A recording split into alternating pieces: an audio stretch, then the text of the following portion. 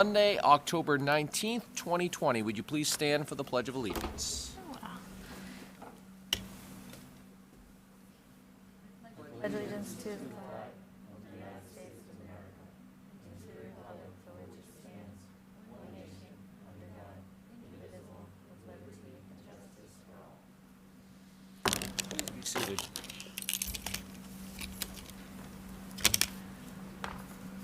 If we could have a roll call, please, Ms. Genther.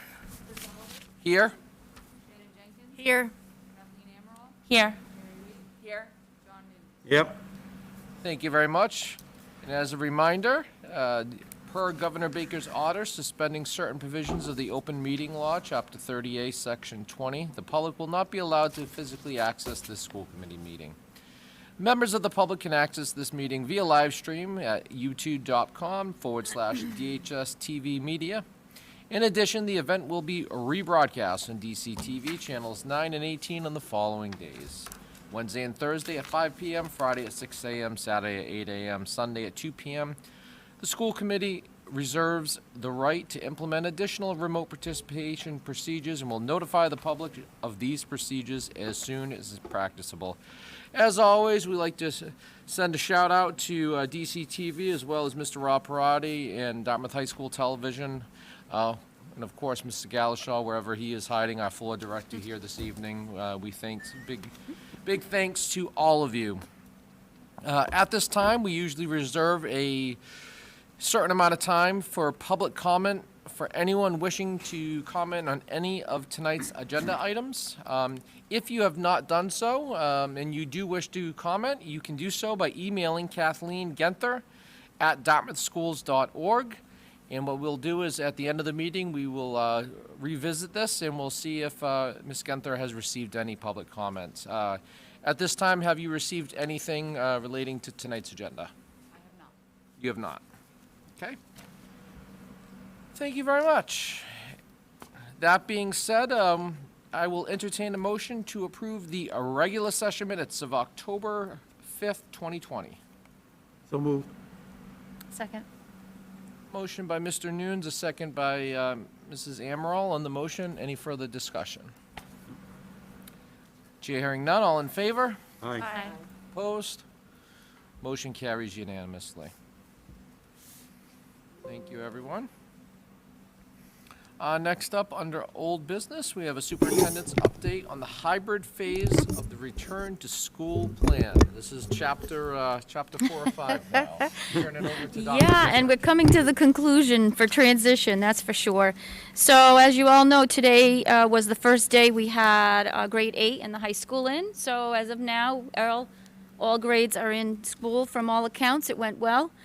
You can see some of the items that the high school has put in place to make sure that kids are traversing in the right place. And I just went in the ladies' room, and it was, every other stall and those kinds of things. So from all accounts, things have been going well. And a couple of things, I know Mr. Kiley's continued to equip the school with some of the things that we needed for the air filtering and all of that. And if he wants to add anything, that's perfectly fine. A couple of things about this particular subject is that also that the commissioner has just put out that we are able to use if we have to go remote at any time, or a snow day can be used as a remote day, is what I mean to say. So that was good news, one good thing.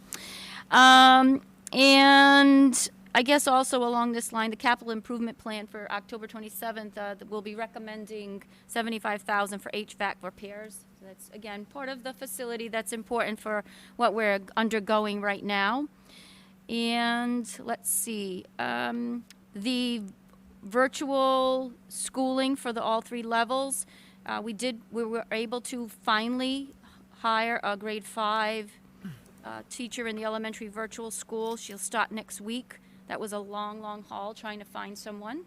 As you know, we've been using some of our coaches to teach that grade level. So that transition will be made next week. And we did make some adjustments. The middle school's been very great, very, very good about trying to help us with the tech program and support more kids, those kids that were really struggling, that handful of students. So special education teacher at the middle school is offering more time. They'll be using our curriculum and assessments to supplement what the kids are learning on TECA. So anybody that's struggling has the opportunity daily to do tutorial lessons through TECA, live lessons, and our own teacher and aide are also offering that time. So we were happy to hear that. And Edgenuity's been fine. And that's pretty much it. I have things for the other update, but it was good. We finally have everybody in. Oh, that's Yeah, so, it's a positive sign. yeah, we'll see what happens, but day by day, every day is a new day, and situations arise. We make adjustments and deal with those particular situations, whatever they are, and that's what we'll do. Sure. No, that sounds wonderful. Thank you, Dr. Gifford. Mr. Kiley, any updates on transportation, running smoothly? You know, today, bumps, yeah, or- today was our first day of transporting 13 grade levels in one day. So, obviously only half the kids, but it went very well today. We were pleased with that. It's an ongoing sort of developing process, and parents, I think, have different levels of comfort with sending their kids on the bus and not, and that is continuing to change, which is challenging for us because we have very limited capacity, and for us to change, it creates issues with how we're actually filling buses, and so it's a constant. It's going to be a constant thing for at least a few weeks, I think, until people settle in and really decide whether they're comfortable or not, being on the bus. Obviously, windows are open on the buses, and that's fine for now. That's going to become more and more challenging for as time goes by. So, not unlike in school, I would definitely encourage people to dress in layers, for the bus and in school, because we are trying to still use outside air as much as we can. So the temperature control of classrooms in that case is difficult, obviously. So that's not to say that the heat is not on. It's just that we're pulling in more outside air. right. And obviously the outside air at this time of year is getting cooler and cooler every day, and although we have some nice days this week, it's not going to last. So, it would definitely benefit students to be prepared for whatever temperature conditions there are in the classroom, and obviously we'll have to adjust as we go and use less outside air and as we proceed through the year. All right. Thank you very much, Mr. Kiley. Questions from my colleagues? Dr. Jenkins. So I know this isn't unique to us, and it's not unique to this year, but it happens at the beginning of every school year, and that's the issue of early school buses. It's not a problem when school buses are late, but when they're sometimes 10, 15 minutes early. Is there any way we can communicate with the bus company, at least in the first few weeks, to, if you're there 10, 15 minutes before the published bus stop time, to please wait? Because, I've had that happen to us. Like the first week of school, the bus was 15 minutes early, and we got up there 10 minutes early. And so I would just hope that it's not unique this year, but since there's so much newness going on, it's just hard sometimes. Yeah, if I could just respond to that, I think it is a bit unique this year in that we're only transporting half the kids. So we're trying to cover the whole town again, but we only have half the kids. So there's not as many stops on the routes. It does go quicker.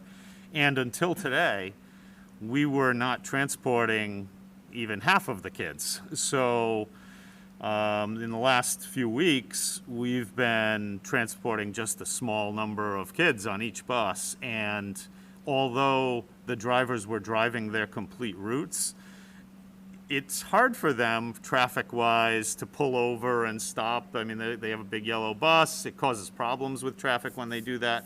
But they are aware of it, and we are working through that. And that was definitely bumpy the first couple of weeks especially. But I saw this morning, I think, a change in that now we have, 5 more grade levels today. So I think that will sort of slow down things. And there'll be some adjustments. As I said, there'll be adjustments for the next week or two until we, get a true picture of who is actually riding on a daily basis. And So then my other question is for Dr. Gifford. I've had a few parents ask me, like, what is the protocol that we have in place when someone tests positive? Because it is going to happen. And I was just hoping that you could maybe review that a little. Because people, what do I do with my kid? I mean, how long do they have to stay home? What's going to happen if they're home for 2 weeks? So, I do think we want to encourage people, right? If your kid's not well, keep them home. And if they're quarantining, please keep them home. So if we could just sort of explain what's going to happen when that situation arises, I think it would be good for parents to hear that. Well, one thing they're going to be receiving, and I'm not sure if the schools have sent them out yet, but it's a handy-dandy little chart, which is, I think it took us 3 weeks and about 20 people, right? To review it. So, but if, whether, it's very similar with a close contact, and I'll make clear what a close contact is. That is a person that's been in contact for more than 15 minutes and within 6 feet, a person that is tested positive. So I'm calling the next level of that, I'm calling them second cousins, because they're not a close contact. So people have to be aware of that definition. But also, to your point, when we receive a notification of either someone that's been with someone that was positive or someone that's, like, we have some potential tests right now. We're waiting for results that people have been with someone. We've no positives yet as of this minute, but they'll be home. They quarantine for 14 days, and there are certain times which, if you were, it was 2 days before, if you were with a person, so those kinds of things. But what we do is, as soon as we receive notification, on our flow chart, obviously the Board of Health is notified. We either tell the student, obviously the parent would say, my child's sick, I'm not sending him in, or they're having a test, they know to stay home for the 2 weeks. The new guidance also says that even if you were tested negative and you were close contact, now you have to still stay out for the quarantine. So those are the 2 week things. You might know there's one that we hope we don't see, is if it's in someone in the same household, it can be up to 25 days. And it's like those kinds of things. But the Board of Health, with our assistance, will do the contact tracing. So we don't have to do that piece. We help with the schools, what a team the kid might have been on, or a bus, or a classroom, et cetera. So I think this, because there are some specific scenarios also in the guidance of what if they were symptomatic at home, or what if they were symptomatic and became ill at school, kinds of things. But our nurses are siding on the side of caution and sending kids home. You've seen the list of symptoms, and parents have been very good about calling in and sending kids in for tests. So as far as what we're doing when students have to be home, we've discussed with the DLT, and right now the schools are working that out within the school itself with the teachers. For example, the teachers, like the middle school, for example, gave me their plan. It's maintaining their Google Classroom. They'll have access to, during advisory periods, those kinds of things, and they can log in and out. But even if it was the 2 weeks, it's really 5 days of actual instruction. So each school is working that out within the school itself. The coaches would be, for example, at the middle school, said they would then reach out to the students as well and make sure that they're kept on track for those 2 weeks, if it happens to be that. So that's it. But I think if parents haven't received this, they will receive this. I think it's very helpful. It's better than that 25-page guidance that people have to sift through. And as we've said before, each situation, matter of fact, we started what we're going to try to maintain a weekly check-in call with the Board of Health, and we did our first one this morning, whether we need it or not, kind of thing. So it'll be on Mondays, and whether it's a 5-minute or half an hour.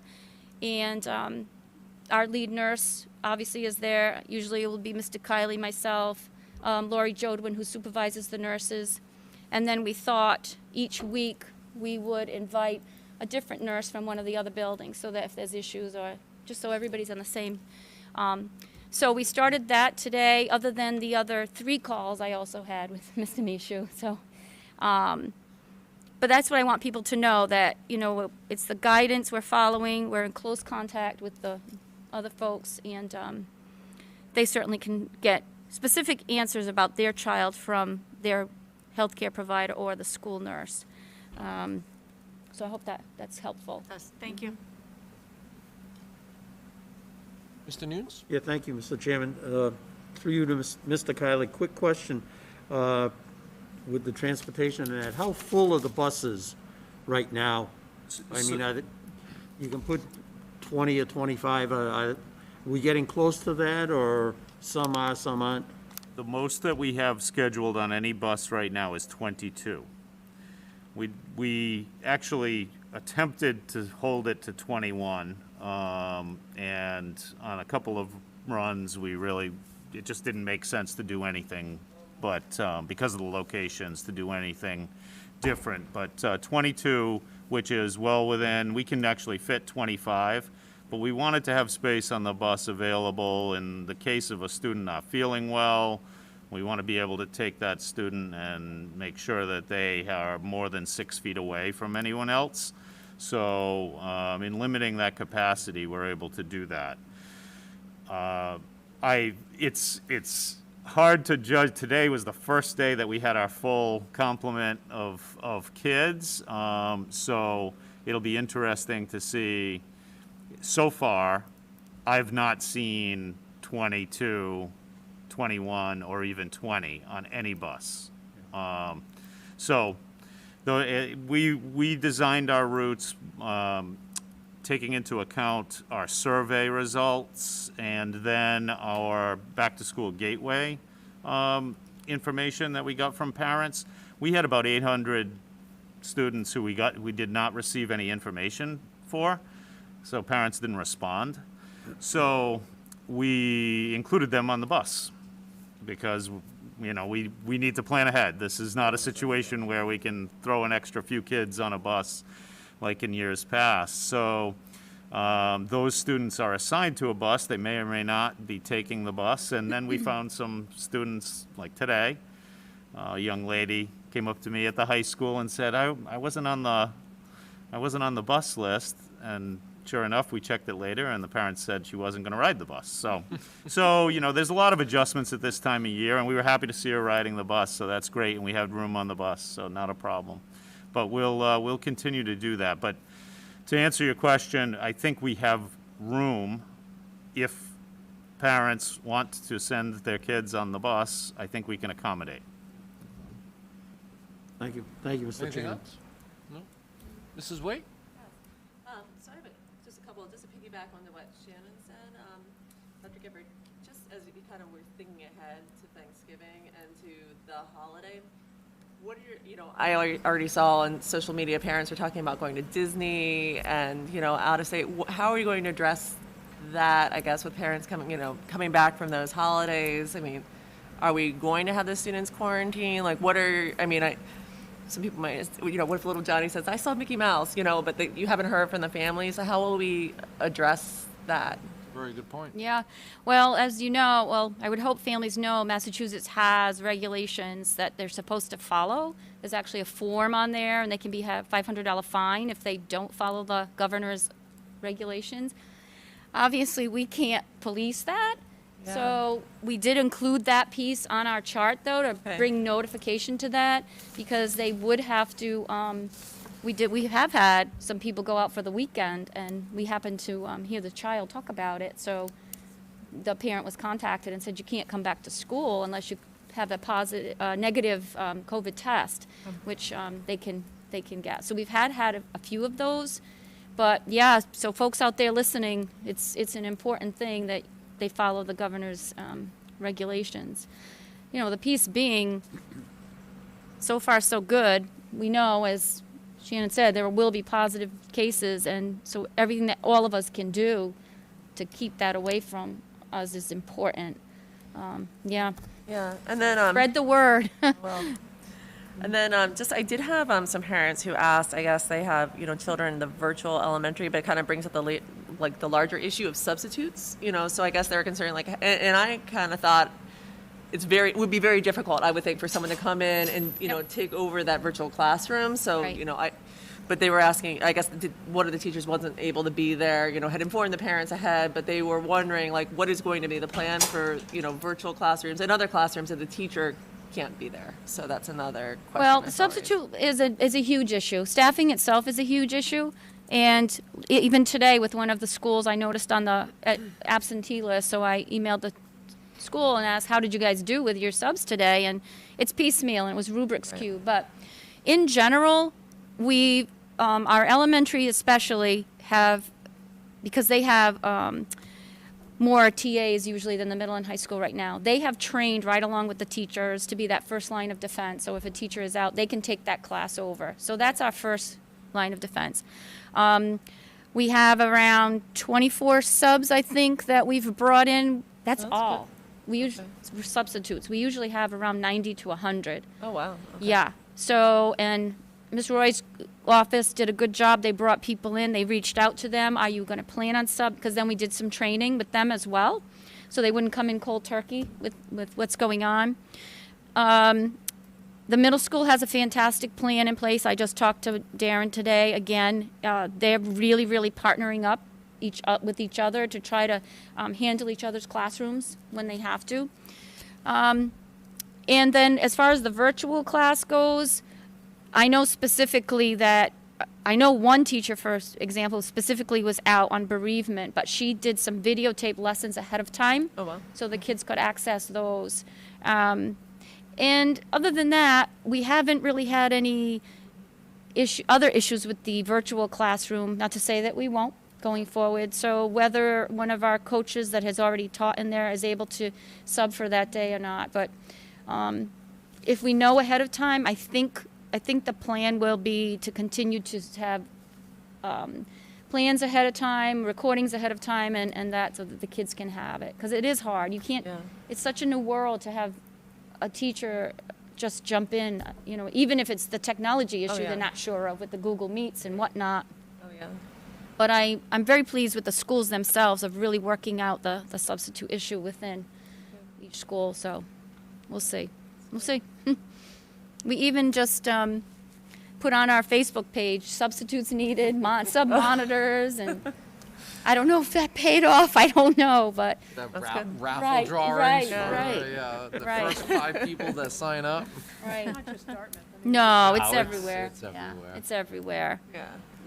Yeah. And I think the only other thing, I had one other parent who asked me, and this, may go more to Mr. Kiley, is about the balancing of the cohorts in the high school. She was observing that, there, in her child's particular half of the class, it seemed that there were, 20 kids. And so I guess she was asking, I knew that was going to be a difficult endeavor for the high school, but I was wondering, how did it end up panning out, in terms of, the numbers on each side? Were you able to kind of, in the scale balance, what did you find? It wasn't in relation to transportation. We Right. didn't do it No, that no, no, way. no, Right. So, it was basically strictly an alphabet Right. Yeah, split. right. And as a result, you end up with classes within that are, not Yeah. balanced. And I know they do have some issues with that. We did, and as you remember us saying, we went over with the high school and met with them. Yeah, we tried to start with the high school, but because of the size of the classes and trying to do that split, we finally abandoned that, and they were working on it, but we went with the other levels first to help with the transportation. But we came over and worked with Bridget and De Silva, the guidance director, and Ross and the team, really trying to give ideas of how to split those classes, because I guess we're very fortunate that we did start with the high school later to come in, because we just couldn't find the rooms. And it was a lot of manipulation of moving teachers out of their regular rooms and all of that. So yeah, I guess some are uneven. And then they also have to look at the special education cohorts and how they, the ratio in the classes fit, or what the kids chose. So there's a lot Oh, to it. yeah. I think it's easier at the elementary Yeah. level, but the high school was tough. Yeah, I'm High sure it school was was. tough. Yeah, with the rotation of classes Yeah, and yeah, it was levels very and- tough. Yeah, very well, thank tough. you You're for, welcome. Anyone else? I think my colleague sort of spoke to a lot of the questions I had, but just to reiterate, well, you had mentioned the middle school really working to Yeah. make a plan for some of those virtual learners that were Right. struggling significantly. And I just want to, thank everyone that was involved with that, because it sounds like there's a good plan in place to, Yeah, you and, know. and not only the teachers themselves that have stepped up, and they came, one teacher in particular came forth with a good idea to offer those extra advisory periods and using our assessments for the kids. That's great. But also the guidance counselors there. I think from the beginning, and you've heard us all talk about it already, and Mr. Galashaw talk about it, we didn't know, and we just didn't know. And it took a little bit of time to really figure out what the heck was going on with this program. And with huge thanks to Mr. Galashaw for taking that over. I think I was going to give him a nervous breakdown after a while. But then same thing, working with the middle school and coaxing them in, the guidance Yeah. counselor, and helping them to understand what was involved. So, anyway, so yeah, it's kudos better to everyone. right now. Yeah. Right now. Thank you. I don't really have anything additional tonight. Yeah, no, thank you to all those involved. It's great to see the high school starting back up along with grade 8. My daughter's cohort starts tomorrow. She can't wait to get I into, bet. can't wait to bet. get into the building. Looking very much forward to Oh, it. I bet. To Mrs. Wade's point, yeah, I would advise that the public, keep up to date on the guidance put out by the governor's office for traveling, Yeah. especially with the Thanksgiving holiday and other holidays Right. coming up. That be cognizant of the choices you make and and do that not only for yourself but for all of Right. us and all of the students here in Dartmouth Public Schools, because Yep. it does matter. does I really do. I hope that we try to work together to keep each other safe, Yep. ultimately. So thank you, everyone, for your comments. Thank you, everyone up here, for your hard work and dedication, and to your team and all the teachers out there and staff as well, because this is a monumental Oh, task. yeah. Next up, turn it over to Ms. Roy. Proposed revision of school committee committee policy, EB, CFA face coverings. So we just have a slight edit to what we approved back in mid-September to include the additional face coverings that have not shown sufficient protection. So the ones with the vented valves or exhalation piece, so the droplets come out, and the shield when worn solo without any other protection. So and I also added a statement afterwards that said we would adhere to any updates from the CDC on any future masks, so we wouldn't have to keep coming and adding to that, and I put the link to their site. So if we could vote for this tonight, That'll cover us moving that forward. should cover us. Perfect. good. Any questions for Ms. Roy? Motion to approve? Second? Motion by Mr. Nunes, a second by Mrs. Amaral. On the motion, any other discussion? All in favor? Hi. Opposed? Motion carries unanimously. Thank you, Ms. Roy. Next up, under new business, superintendent's update. Keep Dr. going. Gifford. All right. So, I put out dates for a session. It's about a 2-hour session with mask. We've done this a couple of years back. I think I heard from everybody, and I think November 16th would work. Correct me if I'm wrong. Thank you. November Shannon, was 16th? that all right with you? I'm looking. I'm not available till 5 o'clock. Yeah, I was gonna ask him to do 5:30 or 6. I know he That's suggested. fine. I think he wanted to get out early, but I'm like, this is too That's bad. fine. All right, Yep. so I will ask Glenn Kuchar if November 16th after 5 o'clock would work. As you know, we were involved in the something non-COVID, the ST Math program last year with our elementary. Remember Gigi? You heard a lot about Gigi and all. So that's picked up. We have some professional development for the teachers coming up with the new changes for that program. That was always a good success. teachers have been meeting and will continue to meet to adjust our scope and sequence now with the change in how we're attending school, et cetera. So that's again with Ms. Oliveira. And we recently, we have purchased, last year we had a subscription. It was a sample, not a sample, but a trial subscription to this Mayan digital reading materials through Renaissance. And so we kept pressuring them to offer a good deal. So we got that, and that's for our K-5. It's digital reading materials, and it really helps get books, leveled readers into kids' hands that we can't maybe give them the book, but it's a digital library, and so we are happy to be able to offer that to the K-5, and then we continue to use the new Zella up to grade 8, which is again another fantastic reading materials for kids. And I'm trying to look, I think that's about it. We talked about everything. Just a couple of new things, as I said, non-COVID going on, because we do other things, so. We do. Seems we don't, but we do. And that's it for tonight. Thank you, Dr. Gifford. I really don't have anything other than, I don't know if everyone else got the MASC annual meeting. I think some of it's going to be remote, so it's always a good meeting. If you haven't had the opportunity to go, I don't know, this is the keynote event, but I believe that there is a whole day of virtual sessions, Dr. Gifford. Yeah, I think so. I believe, I haven't really had a chance to really look at it, but that's coming up in November. So if you haven't had the opportunity, it's always a great event. And you always have an opportunity to find at least one or two really good speakers there. Every year that I've gone, and I've gone probably 4 or 5 now, I always walk away with something. I like it, yeah. So it's definitely worthwhile. And that's really all I have. Mrs. Amaral. I do have one thing that I would like for folks to be aware of. Putting on my CPAC hat.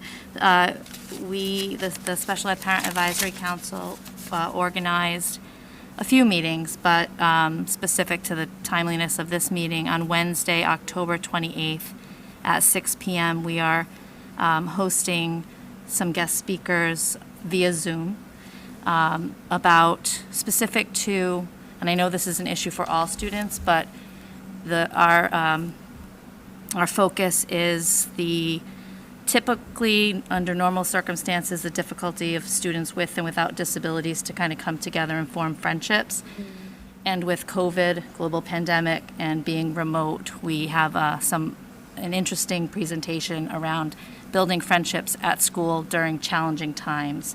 And so if people are interested in that, the Zoom link will only come once you're registered, for some, extra security precautions around the online platform. So if folks are interested, they can go on our social media page, the Dartmouth Special Education Parent Advisory Council page, and it's listed as an event online. So it should be quite informative. Even just just a little example of, how do we make friends? We have things in common, and so some ideas around maybe having, for my son, he might have a Bruins poster in the background, so that if he's in a virtual setting, somebody else might say, oh, he likes the Bruins, and that might foster a dialogue. Cool. And so just tips and tricks like that, especially when we're sort of forced to be socially distanced or in a virtual platform. So just wanted to share that. Thank you. It's October 28th. Did I say that? October 28th. Okay. That's all I have. Thank you very much. Is that What's a that? Wednesday night? It's a Wednesday night. Yep, 6 p.m. Anyone else? All right. And our next meeting of the Dartmouth School Committee is, I don't have it in front of me, November 9th. Monday, November 9th. Thank you, Mr. Nunes. Monday, November 9th. Same time, same place. Same bat channel. With that being said, Chair will entertain a motion to adjourn into executive session for the purpose to provide an update with respect to collective bargaining with union personnel, not to reconvene. So moved. Second? Motion by Mr. Nunes, second by Mrs. Waite. On the motion, any further discussion? Roll call, please. Ms. Gunther? I'm sorry. Before we adjourn, can I just go back to you? Are there any public comments that came through since the There beginning of aren't the any. meeting? Great. Thank you very much. So on the motion, any further discussion? Chair hearing none. Roll call. Chris Oliver, Yes. Shannon Jenkins, Yes. Kathleen Amaral, Yes. John Nunes, Yes. Mary Waite. Yes. This meeting has been adjourned. Have a wonderful night, everyone.